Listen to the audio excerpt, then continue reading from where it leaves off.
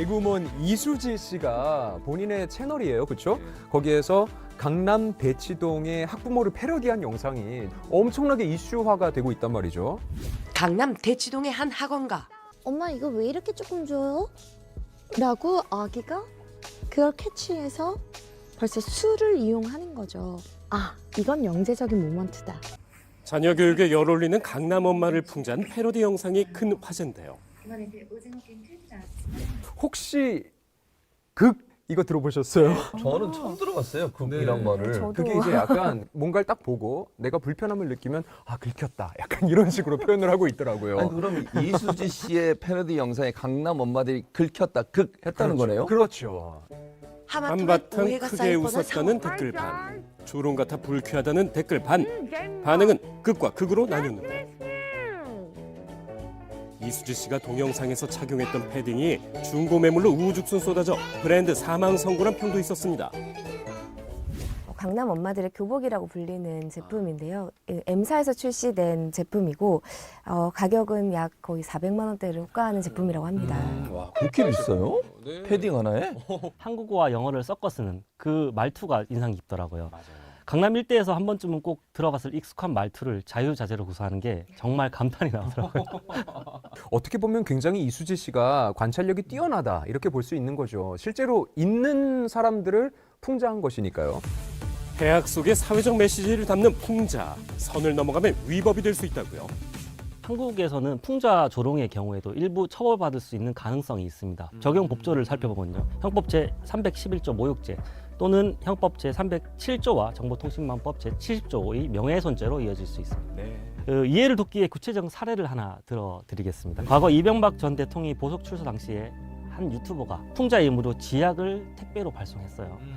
이명박 전 대통령에게 지를 빗댄 별명이 있다는 것을 활용한 일종의 정치적 풍자의 일환으로 벌인 일이었는데요. 그 기소 제명이 모욕이나 명예훼손일 것 같잖아요. 네. 그런데 기소 제명은 협박죄였습니다. 모욕도 아니고 명예훼손도 아니라고요? 쥐약은 인체에 몹시 해로운 물질로서 흉기 혹은 위험한 물건에 속하기 때문에 특수 협박죄에 해당한다고 본 건데요. 미국 하면 아무래도 풍자의 나라 아닙니까? 다양한 풍자들이 존재를 하고요. 선을 정말 거침없이 넘나든단 말이죠. 맞습니다. 네. 미국에서는요, 반 트럼프 성향의 거리 예술 단체도 있어요. 이름은 In Decline이라고 하는 이름을 갖고 있고요. 2016년 미국 대선 당시에 충격적인 풍자 조형물을 미국 주요 도시에 설치해 논란의 중심에 섰습니다. 이들이 세운 동상이 뭐냐면요. 충격적인 동상의 정체는 트럼프의 나체를 조형물로 만들었어요. 해당 나체 조형물을 풍자로 볼 건지 미국 내에서도 갑론을박이 오갔습니다. 굉장히 모욕적이겠어요, 본인한테도. 그러니까요. 네. 근데 이게 은밀한 부위까지 적나라하게 조각한 동상이라 파문이 커졌고요. 트럼프의 권위적이고 독재적인 성향을 꼬집어 벌거벗은 임금에 비유해 풍자하는 의도를 담았다고 주장하고 있습니다. 네. 동상 만든 사람들 무사한지 모르겠습니다. 걱정되네요. 그런데요, 트럼프의 반응이 의외입니다. 아주 쿨하게 반응을 했는데요. 뭐라고 얘기했냐면 이런 저급한 예술 작품에 신경 쓰지 않는다, 이렇게 일갈하고 말았습니다. 어떻게 보면 풍자를 하는 사람도 또 풍자의 대상이 되는 그 사람도 뭐 크게 신경을 쓰지 않고 쿨하게 내 갈 길 가겠다, 약간 이런 태도 아닙니까? 저는 개인적으로 이런 생각을 좀 해봐요. 누군가의 눈치를 보며 수위를 조절해야 한다면 그것은 과연 진정한 표현의 자유라고 할 수 있을까요? 아니라고 생각이 들고요. 지식인들의 칼이라 불리는 풍자, 양날의 검임을 기억해야겠습니다. 다소 무겁고 안타까운 주제입니다. 고 김세론 배우의 사망 사건이죠. 아저씨 정말 깡패예요? 아저씨도 제가 창피하죠. 지난 2월 16일 고 김세론 배우가 자택에서 숨진 채로 발견됐습니다. 무궁무진한 가능성을 품고 있는 젊은 배우였던 만큼 더더욱 안타까움을 자아내고 있는데요. 교수님은 이번 사건을 어떻게 보십니까? 극단적으로 말하면요, 이번 사건은 사회적 타살이다, 이렇게 얘기할 수 있을 것 같아요. 현재 대한민국 사회가 얼마나 병들어 있는지 단편적으로 보여주는 그런 사례가 아닌가, 이렇게 말씀드릴 수 있겠습니다. 지난 2022년 5월 음주운전을 저질러 대중의 질타를 받았던 고 김세론 배우. 승승장구하던 경력에 적색등이 켜졌고 광고, 영화, 드라마에서 하차하게 됐죠. 이런 일 없도록 하겠습니다. 죄송합니다. 자필 반성문에 이은 장기간 자숙에도 대중들의 시선은 차갑기만 했는데요. 차마 입에 담을 수 없는 악성 댓글이 하루에도 수백, 수천 개 쏟아졌습니다. 수억 원에 달하는 위약금을 갚기 위해 카페 아르바이트를 시작했지만 그마저 해고돼 벼랑 끝에 내몰린 상태였는데요. 제가 충격적인 댓글 하나 보여드릴 텐데요. 네. 한 익명의 네티즌이 고 김세론 씨 관련 영상에 2개의 댓글을 남겼는데 네. 보면 볼수록 기가 찹니다. 첫 번째 댓글을 보면요. 한 네티즌이 김세론 배우 사망 전에 남긴 댓글인데요. 그 내용이 알코올 중독자 김세론이네. 병원에서 치료받고 나오지 마. 이건 일종의 낙인을 찍는 거죠. 그렇습니다. 네. 그런데 이 동일한 네티즌이 네. 김세론 배우가 사망한 이후에 남긴 댓글이 있거든요. 그 댓글은 이렇게 돼 있습니다. 애궁 참 예쁜 아이였는데 얼마나 힘들었을까. 폭언을 퍼붓다가 애도를 표하는 모순. 동일인의 댓글이라고 믿기 어려운데요. 순풍 산부인과 다들 보셨죠? 예. 거기서 정말 깜찍한 외모로 맞아요. 사랑받았던 미달이 미달이. 네, 김성은 씨도 있지 않습니까? 당시 국민딸이라 불렸던 김성은 씨. 김성은 배우 역시 아역 배우 출신으로서 성장하는 데 아주 어려움이 많았다 이렇게 밝히기도 했습니다. 고 김세론 배우의 안타까운 사망에 대해서 심경을 물어봤습니다. 들어보시죠. 저도 뭐 크고 작은 이슈로 막 욕을 안 먹어보지 않았기 때문에 정말 얼마나 고통스러웠을지 제가 어느 정도는 조금은 공감을 할 수가 있거든요. 재판도 끝나고 뭐 벌금 뭐 완료하고 위약금 뭐 다 보상하고 뭐 뭔가 이렇게 하고 나서 또 여러 가지 살아보려고 분명히 애를 썼는데 다른 일을 찾아보면서 어쨌든 밥벌이를 하려고 했을 때는 좀 잊혀지고 싶었을 수도 있을 거예요. 분명히 저희가 모두 그렇게 내버려두지 않았죠. 아마 정말 온몸에 살이 다 찢어지는 기분이지 않았을까 싶기도 하고요. 물론 연예인들이 많은 사람들의 눈에 비치는 직업이긴 하지만 그들에게 너무 높은 잣대를 들이대는 건 아닌가. 일종의 도덕적인 결벽을 요구하고 있다. 이런 생각마저 드는데요. 이런 예가 또 있죠, 교수님. 예, 걸그룹 FX 출신으로 엄청난 인기를 끌었다가 안타깝게 세상을 떠난 예명 설리 씨, 본명 최진리 씨인데요. 아역배우 출신이거든요. 그저 우연의 일치라고 하기에는 공교로운 지점이 분명히 있는 것 같습니다. 실제로 설리 씨도 어린 나이부터 연기를 시작했고요. 심리적이고 또 사회적인 압박을 많이 받았다. 이렇게 고백하기도 했는데요. 그렇기 때문에 아역 배우의 심리 치료가 대두되고 있는 이유이기도 해요. 성인이 돼서 배우를 한다는 거는 일상의 경험을 평범하게 발달에 맞춰서 경험을 하고 난 후에 성인이 되는 건데 아역 배우들은 외부적인 사회생활에 먼저 노출이 되고 그 한정적인 공간 내에서 생활을 하다 보니 학생의 역할도 있고 가족으로서 구성원으로서의 역할도 있는데 배우라는 역할로 어렸을 때부터 인식이 되어 오면서 심리적으로 압박은 계속 있을 수 있게 되지 않을까라고 저는 생각이 좀 들어요. 유년 시절부터 줄곧 카메라 앞에 선 아역 배우 출신으로서 대중의 외면은 감당하기 어려운 고통이 아니었을까. 저 같은 경우는 일단 친구들은 저의 상황을 이해할 수 없을 거라고 판단해서 말을 꺼내지 않았고요. 부모님께는 실망시켜드리고 싶지 않다? 그래서 혼자만 담아두고 앓고 아무에게도 말하지 않고 혼자 좀 견디고 삭히고 뭐 참아내고 그랬었어요.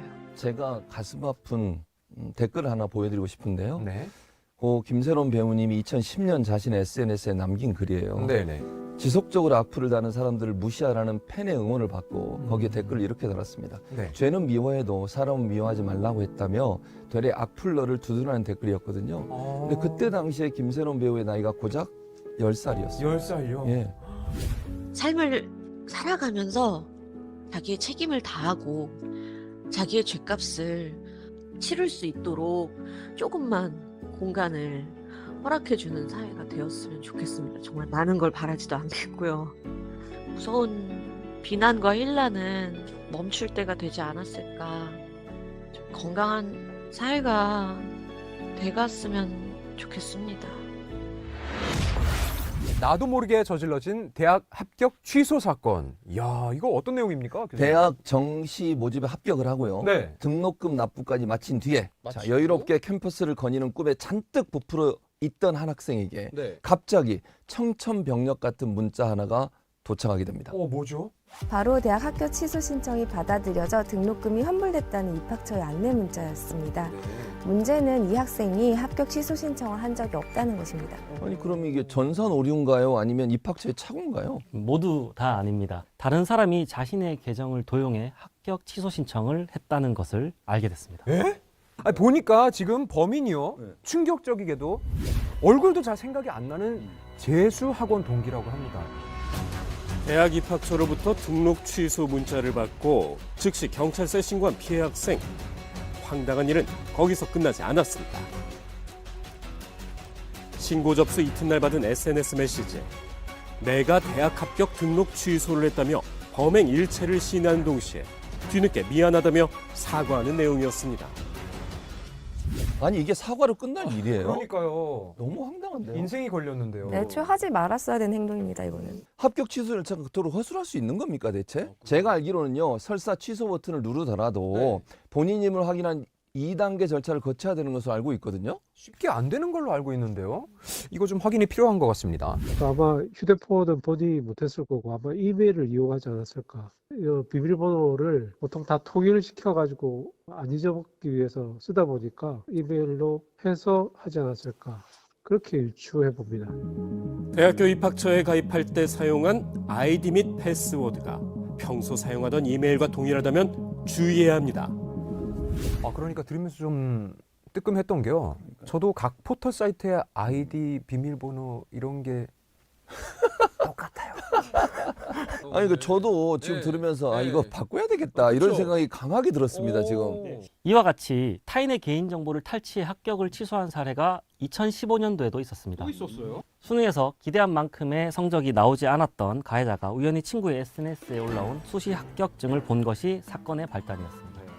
예치금 환불로 인해서 합격 취소가 되어 있더라고요. 어머니는 충격받으셔가지고 막 응급실도 가시고 그랬어요. 이름, 주소, 주민등록번호, 수험번호, 휴대전화번호 등 합격증에 고스란히 적힌 개인정보를 보고 일을 벌인 범인. 가해자가 얼마나 치밀했냐면요. 가해자는 그 피해 학생의 그 블로그를 샅샅이 뒤져서 과거에 중고거래를 하기 위해서 피해자가 게시해 놓았던 피해자의 계좌 번호까지 알아냈어요. 결국 30만 원의 예치금이 환불됐고 그 학생의 입학은 취소됐던 거죠. 그럼 피해 학생은 어떻게 됐습니까? 수사 결과를 통보받은 측에서 교육부와 협의해서 그 학생은 합격 처리를 했습니다만 비슷한 사건이 다시 발생한 것을 볼 때 아무래도 조치가 미흡했던 거죠. 다행히 재등록 처리가 이루어졌지만 또 다른 피해자가 생길 수 있습니다.